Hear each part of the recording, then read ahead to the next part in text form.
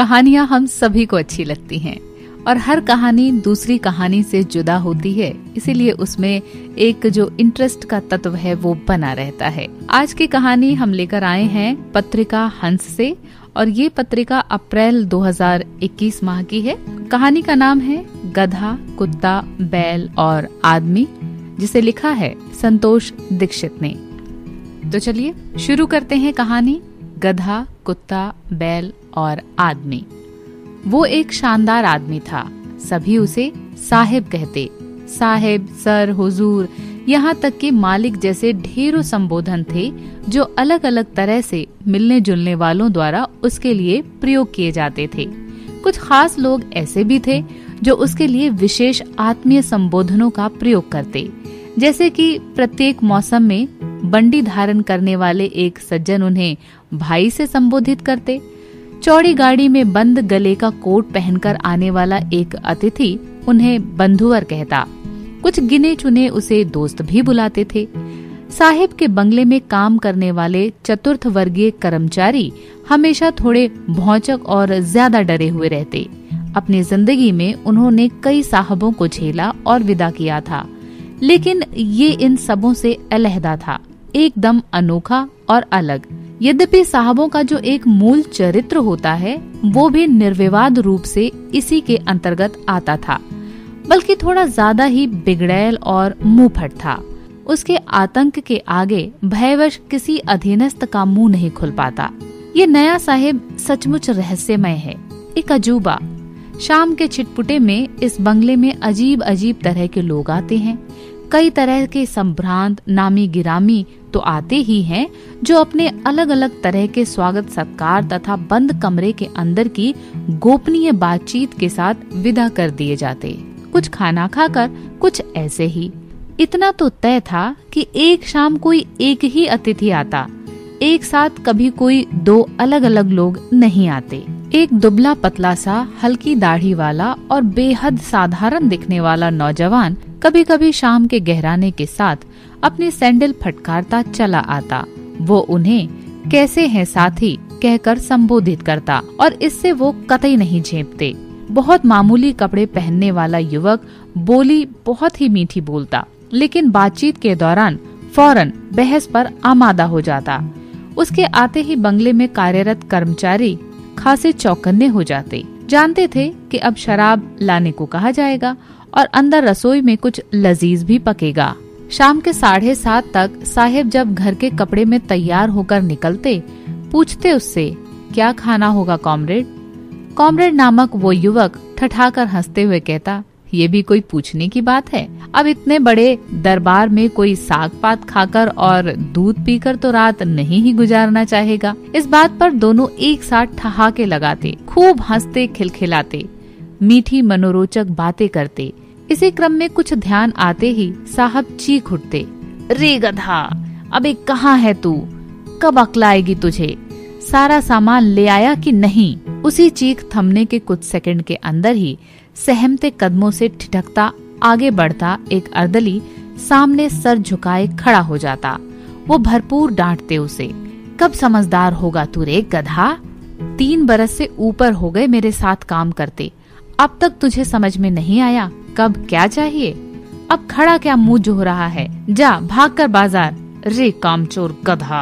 अर्दली जैसे ही मुड़कर जाने लगता, पीछे से पुनः डांट पड़ती, अबे कहाँ भागा जा रहा है? बिना पूरी बात सुने, तुझसे कुछ नहीं होने वाला, तुम सब निकम्मे के निकम्मे रहोगे। बुलाओ उस कुत्ते को, बोल के ड्राइवर के साथ जाकर फटाफट सारा सामान लेकर आए। कुत्ता एक दूसरे अर्दली का पुकारू नाम था। उसने दूर से ही फरमान सुन लिया और झोला लेने के वास्ते फुर्ती से बंगले के अंदर खानसामा के पास गया। उसे सामने आने की हिम्मत न थी न जरूरत। खानसामे ने पूरी सूची सौंप दी थी। पैसा इनके पास हर समय रहता, साहब का ही दिया पैसा। आज जो खर्च होता, सुबह में हिसाब लेकर उतना ही चुका दिया जाता। दिन भर का थका मांदा ड्राइवर किसी कोने में ऊँग रहा था। वो मुंह ही मुंह में बुदबुदाता गाड़ी के स्टीयरिंग पर जा बैठा। वो भी गधे को गरिया रहा था, बैठा रहा चुपचाप। ये न हुआ कि साइकिल से एक चक्कर लगाकर सारा सामान ले आए। अब तू ही बता, उसने कुत्ते को संबोधित करते हुए कहा। देर शाम की इस भीड़ में बाजार में गाड़ी चलाना और सामान लाना क्या हंसी ठट्ठा है। तिस पर से देर हुई तो 10 गाली और। खाना खाते वक्त 2-3 बार चिल्लाना तो आम बात है। आइसक्रीम ले आ, सिगरेट ले आया कि नहीं? गया था तो मगही पान भी बनवा कर लाना था ना। जानता है कि कोल्ड ड्रिंक्स की जरूरत कभी भी पड़ सकती है, काहे नहीं फ्रिज में लाकर पहले से ही रख देते हो। जब तक खाना खत्म नहीं होता ड्राइवर स्टीयरिंग पर बैठा ही रहता है। खाना खिलाने की जिम्मेवारी एक तीसरे अर्दली की थी। जब तक मन मुताबिक सारा सामान नहीं जुट जाता साहिब बात बात में रे बैल ड्राइवर को बोल के हाँक लगाए रहते। बैल मुस्कुराते हुए सब कुछ बारी बारी से उनके आगे परोसता रहता। अंत में हाथ धुलाने से लेकर साफ तौलिया थमाने तक की कार्यवाही में वो जल्दी कोई चूक नहीं करता। बैल नामक ये अर्दली एक आदिवासी था, टुड्डू, सोनेलाल टुड्डू। उसके मुंह में जैसे जुबान थी ही नहीं, केवल जी साहिब करता और डांट खाकर भी मुस्कुराते हुए अपने काम में जुट जाता।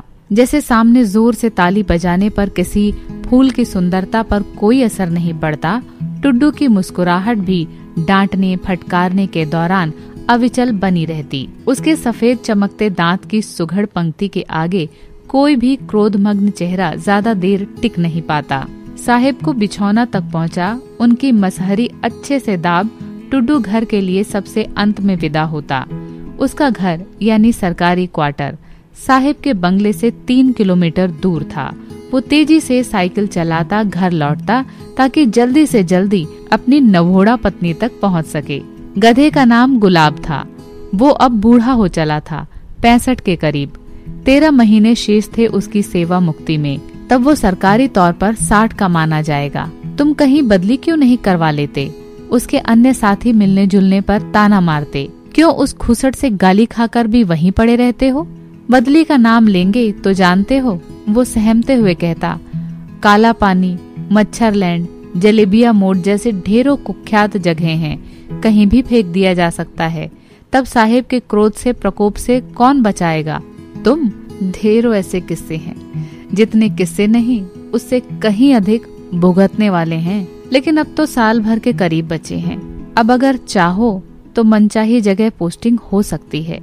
सरकारी नियम भी है, बस थोड़ी हिम्मत करनी होगी, दौड़ धूप करना होगा।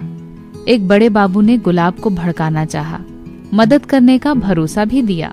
गुलाब अरसे से सुनता आ रहा है ऐसे पैतरे, पैसे खर्च करवा देंगे, कुछ होने जाने वाला नहीं। दौड़ा धूपी और जगह जगह गिड़गिड़ाते फिरना सो अलग। ये बाबू लोग भी कम शातिर थोड़े ही ना होते हैं। क्लास 4 को सभी बरगलाकर फायदा उठाने में आगे रहते हैं। सो उसने मुंह ऐंठ कर कहा, साहिब केवल जुबान के कड़वे हैं, दिल के एकदम हीरा। जब रिटायर करूंगा तो क्या मजाल जो कोई भी बाबू टेढ़ी नजर से देख सके। एक एक पाई साहिब खुद सामने दिलवा देंगे, और वो भी सबसे जल्दी। इतने भारी ईमानदार हैं वो। पिछले साल ही रिटायर हुआ था सूरज रजक। आज तक साहिब का गुणगान करते नहीं अघाता है। कुत्ते का भी एक प्यारा सा नाम है, लगन महतो। साहिब उसे 2 बार कुत्ता कुत्ता कहकर बुलाते।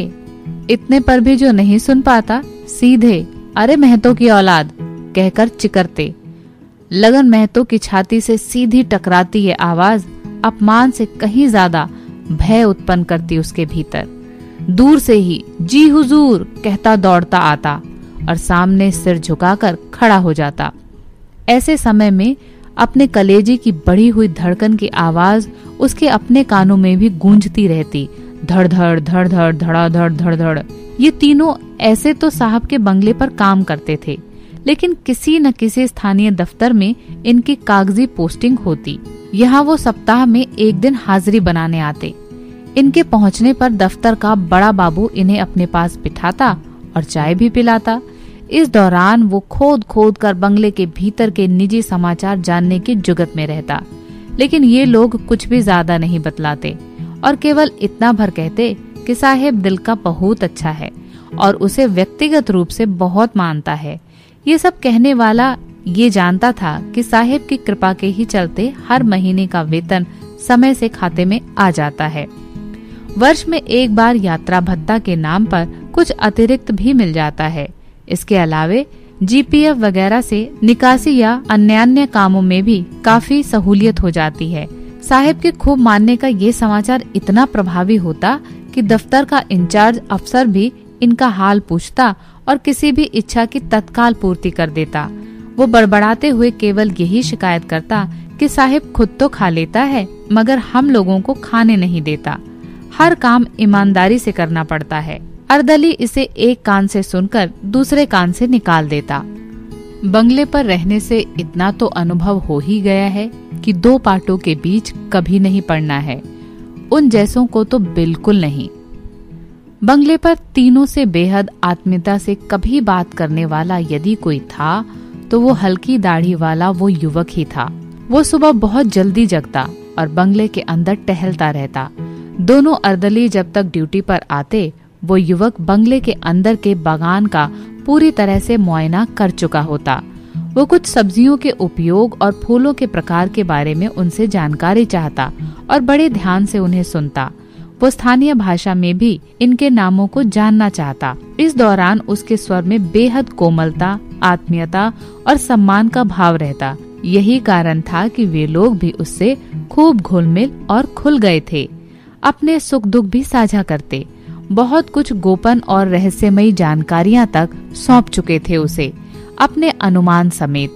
लेकिन फिर बाद में इन दोनों को बहुत डांट पड़ी और कहीं दूर तबादले तक किए जाने की तलवार बहुत दिनों तक लटकती रही।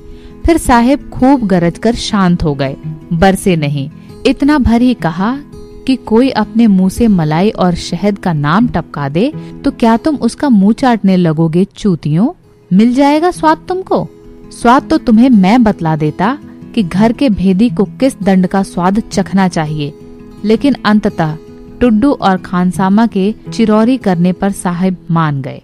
मामला संक्षेप में ये था कि उस युवक की कुछ कविताओं पर साहिब की नजर पड़ गई थी।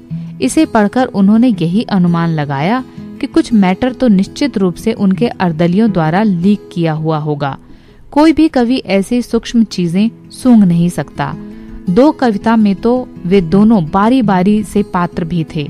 ये तमाम कविताएं कोठी में कबूतर शीर्षक के अंतर्गत सीरीज में लिखी गई थी। प्रकाशित भी एक महत्वपूर्ण साहित्यिक पत्रिका में हुई थी। इस घटना के बाद उस युवक का इस बंगले में आना भी बंद हो गया। उसकी जगह पत्रिका की कुछ कॉपियां लेकर अब एक उसी तरह की कदकाठी का दूसरा युवक आने लगा था। उसके बारे में साहिब को पूर्व में सूचित कर दिया गया था कि ये एक रंगकर्मी है। इस रंगकर्मी ने आते ही धाक जमा ली। ये न तो साहिब से बहस करता न उनकी बात काटता। वो तो बस उनकी प्रशंसा और चाटुकारिता में लगा रहता। खाता पीता और खूब मौज करता। जाते वक्त कुछ पैसे भी पा लेता। उसने साहिब के अब तक के लिखे और धूल खा रहे पोथियों को पढ़ना शुरू किया और इसी कारण कई दिनों तक बाहर वाले अतिथि गृह में टिका रहता। 3 महीने के अंदर उसने साहिब के साहित्य को निचोड़कर 2 नाटक तैयार किए। साहिब को नाटक बहुत ही पसंद आया और तय हुआ कि इनमें से एक का इसी शहर में प्रदर्शन किया जाए। सरकारी गेस्ट हाउस में 15 दिनों तक इसका रिहर्सल चला। 20 के करीब कलाकार दिन रात कड़ी मेहनत करते रहे। इसके बाद शहर के प्रेक्षागृह में प्रदर्शन की तारीख तय हुई। स्थानीय अखबारों ने गा बजाकर इस खबर की महत्ता प्रकट की।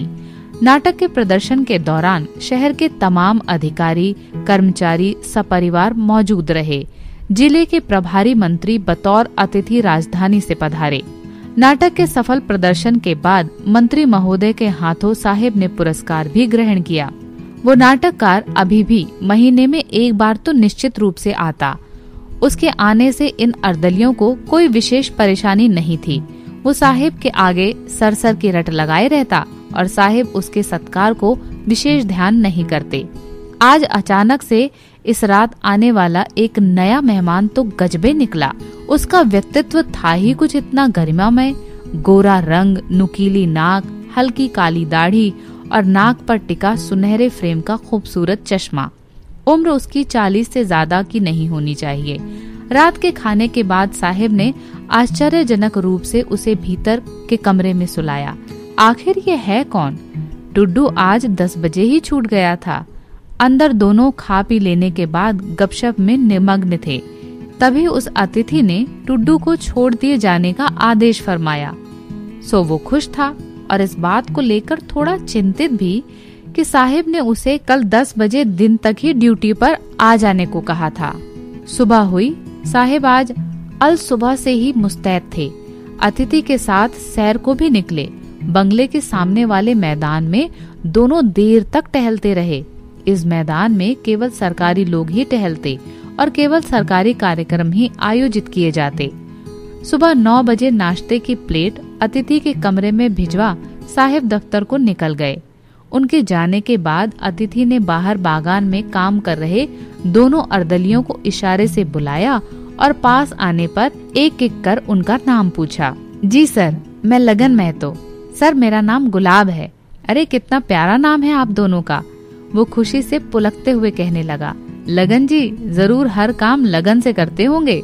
और गुलाब जी, आपका इतना प्यारा नाम किसने रखा? सर, मेरे बाबा ने। उन्हें गुलाब का फूल बहुत पसंद था। नेहरू जी के परम भक्त थे। मैं पहला पोता था उनका, सो हुलसकर मेरा नाम गुलाब रखा। बहुत अच्छा, वेरी गुड। कहते हुए उस अतिथि ने उन लोगों के परिवार के बारे में विस्तार से जानकारी ली। इसी बीच टेबल पर रखे नाश्ते की प्लेट को आगे बढ़ाते हुए कहा, लीजिए कुछ कुछ उठाइए, आप लोग भी मिल बांट कर खाते हैं। सुबह ज्यादा खाने की मेरी आदत नहीं, वैसे भी रात इतना खिला दिया था आपके साहब ने कि पेट और मन दोनों अभी तक भरा हुआ है। मेरे लिए यदि 1 गिलास नींबू पानी का इंतजाम कर दें तो बड़ी मेहरबानी होगी। अरे हुजूर, आप कैसी बातें करते हैं, मैं बस अभी लेकर आता हूँ। कहते हुए गुलाब फौरन बंगले के भीतर चला गया। साहिब ठीक 1:15 बजे आ पहुँचे। अतिथि ने बिल्कुल सादा खाना बनाने का आग्रह खानसामे से किया था, फिर भी साहिब ने थोड़ी मछली भिजवा दी थी। खाने के बाद कुछ देर गपशप के बाद दफ्तर को निकलते हुए साहब ने कहा, आपके लिए यदि जरूरी हो तो 3 बजे गाड़ी भिजवा दूंगा। वैसे मेरा व्यक्तिगत आग्रह है कि कल सुबह ही प्रस्थान करें। रात में कहाँ जंगल की खाक छानिएगा। ठीक है, जैसी आपकी मर्जी। अतिथि ने हाथ हिलाकर उन्हें विदा किया और कमरे में जाकर एक किताब पढ़ने में तल्लीन हो गया। उस रात एक अनोखी पार्टी का इंतजाम हुआ बंगले में। शराब अतिथि ने साहब के आने से पूर्व टुड्डू से मंगवा ली थी। देहात में चुराई गई महुआ की शराब साहिब ने देखते ही देखते मुंह बनाते हुए कहा, मेरे वार्डरोब में ब्लैक डॉग और रेड लेवल दोनों मौजूद हैं, लेकिन अतिथि के आग्रह पर साहिब को उस दिन कोल्ड ड्रिंक में मिलाकर महुआ ही पीनी पड़ी। ये अतिथि का आदेश था जिसे साहिब ठुकरा न सके। 2 पैक के बाद सभी झूमने लगे थे। आज केवल और केवल अतिथि की ही चल रही थी। साहिब खामोशी से सुन और बरत रहे थे। अतिथि ने थोड़ी थोड़ी शराब सभी अर्दलियों को भी परोसी थी। अर्दली तो अतिथि के इस कृत्य से भय से पीछे हट गए थे। गुलाब तो मारे डर के फाटक के पास चला गया था। तब अतिथि ने हंसते हुए कहा था कि आज वे सभी इस कोठी में मौजूद तमाम लोग उनके खास मेहमान हैं, सो संकोच न करें और ये भी इत्मीनान रखें कि साहिब रंज मात्र भी नाराज नहीं होंगे। इसके बाद साहिब के द्वारा भी इस आशय की घोषणा और आग्रह के बाद ही सभी ने डरते डरते अपना गिलास उठाया था। लेकिन पहले पैक के बाद सारा भय काफूर हो गया और एक सहजता का वातावरण विकसित होता गया। अतिथि पैक स्वयं बना रहा था। सबों ने तीसरे पैक का भी आनंद उठा लिया था। ड्राइवर और खानसामा भी पूरी मस्ती में थे और भोजन की तैयारी में व्यस्त थे। शराब थोड़ी कम पड़ने लगी थी, जबकि पीने वाले आज हाथ रोकने को तैयार ही नहीं थे। ऐसे में ड्राइवर ने उत्साह से उछलते हुए कहा, मैं और टुड्डू अभी लेकर आते हैं सर, बस 20 मिनट में। उसने गाड़ी झट स्टार्ट कर ली थी। साहिब आंखें मूंदे पता नहीं क्या सोचते विचारते पैर हिलाते हुए झूम रहे थे। अपने अर्दलियों की संलग्नता और तत्परता को लेकर अतिथि से कुछ हंसी मजाक भी कर रहे थे। हमेशा गाली खाकर भय से कांपता हुआ गुलाब आज अतिथि के आग्रह पर अपनी कांपती थरथराती आवाज में एक बिरहा गा रहा था। दर्द से भरी उसकी रेशमी आवाज की कशिश महुआ के आनंद में झूमते लोगों के दिमाग में बैठकर उन्हें मथने लगी थी। गाने के बोलों की व्याख्या करते हुए अतिथि स्वयं भी रोने रोने को हो आया था और अपने आंसू पोंछते साहब अब उसी रुमाल से अतिथि का चेहरा भी साफ करने लगे थे। बगान में एक कोने में ही लिट्टी और चोखा गोईठी की धीमी आंच में पक रहा था। इसकी सौंधी सुगंध वातावरण को अलग तरह से सुवासित कर रही थी। लग रहा था जैसे उस बंगले में एक गवई संस्कृति उतर आई हो। ड्राइवर के लौटते ही महफिल के जश्न में और भी जान आ गई थी। महुए का एक और ग्लास गले के नीचे उतारते ही टुड्डू निर्भीक स्वर में एक आदिवासी गीत गाने लगा था। ये एक प्रणय गीत था और अतिथि से इसकी विवेचना सुनते हुए साहब आश्चर्य से टुड्डू की ओर तके जा रहे थे।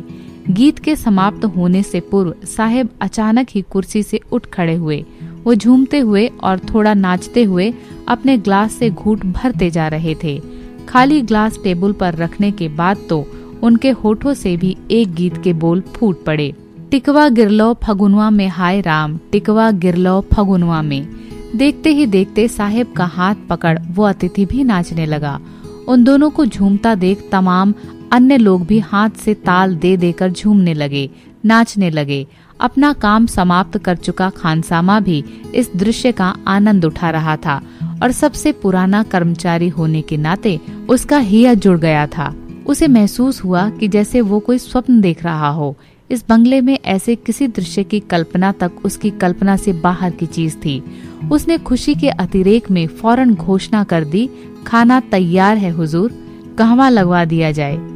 यही इसी जगह मैदान में ही अतिथि ने झूमती आवाज में कहा, सब लोगों को परोसा, सबके लायक बना है खाना। हुजूर का हुक्म भला कौन टाल सकता है। खानसामा ने अदब से झुकते हुए कहा और टुड्डू को अपने पीछे आने का इशारा किया। ड्राइवर भी उनके पीछे पीछे लपकते चल पड़ा। साहेब लोगों का खाना मेज पर ही लगाया गया। इनके सामने ही जमीन पर एक दरी बिछी और बाकी लोगों को एक पंक्ति में वहीं बिठाया गया। खानसामा और टुड्डू हंसते बतियाते सभी को परोस रहे थे। खाने के अंत में गुड़ की खीर भी परोसी गई, जो अद्भुत सौंधी और स्वादिष्ट थी। अतिथि के साथ अंग्रेजी में बहस करते साहेब के बीच बीच में खाने की तारीफ भी करते जा रहे थे। तब खानसामे ने अदब से बताया कि सब कुछ अतिथि के निर्देश और मार्गदर्शन के हिसाब से ही तैयार किया गया है, इसीलिए स्वाद में इतना अंतर आ गया है।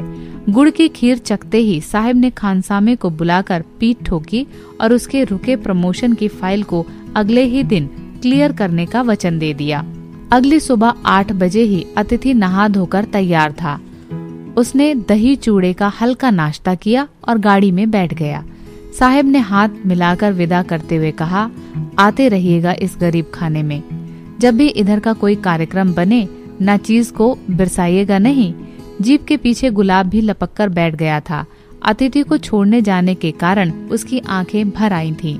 रास्ते में एक ढाबे पर गाड़ी रुकवाते हुए अतिथि ने ड्राइवर और गुलाब को जबरन नाश्ता करवाया। दोनों ही मुंह जुठाने को तैयार नहीं थे। कह रहे थे कि वो अपनी रोटियां लेकर आए हैं, लेकिन अतिथि नहीं माना तो नहीं माना। उसने खुद भी इन लोगों के संग चाय पी। शहर की दक्षिणी सीमा जहां समाप्त होती थी, उससे थोड़ा आगे जाकर अतिथि ने एक जगह गाड़ी रुकवाई और अपना बैग लेकर उतर गया। अच्छा तो विदा दोस्तों, अब कुछ दिन इन्हीं जंगलों के बीच की बस्तियों में काम करूंगा। मौका कभी मिला तो फिर आप लोगों से मिलने जरूर आऊंगा। वो चला गया। अचानक से मुड़ा और तेज चाल चलते हुए वृक्षों के झुरमुटों के बीच खो गया। ड्राइवर और गुलाब लौट आए। अब उनका चेहरा पूर्ववत उतरा हुआ था। साहिब जैसे उन दोनों के लौटने का इंतजार ही कर रहे थे। उन्होंने बड़े मुलायम स्वर में उसके जाने के बारे में खोद खोद कर पूछा और पूरा वृत्तांत धैर्य से सुना। फिर उन सभी को काम समझाकर दफ्तर की ओर निकल गए। अतिथि के जाने के बाद बंगले में एक आश्चर्य ये घटित हुआ कि अब कोई यहाँ गधा, कुत्ता, बैल आदि नहीं था। सब के सब मनुष्य थे, एक ही जाति के लोग जो अब अपने नाम से जाने जाते थे। इसी के साथ ये कहानी यहीं समाप्त होती है, जिसका शीर्षक था गधा, कुत्ता, बैल और आदमी। वाचक माधुरी।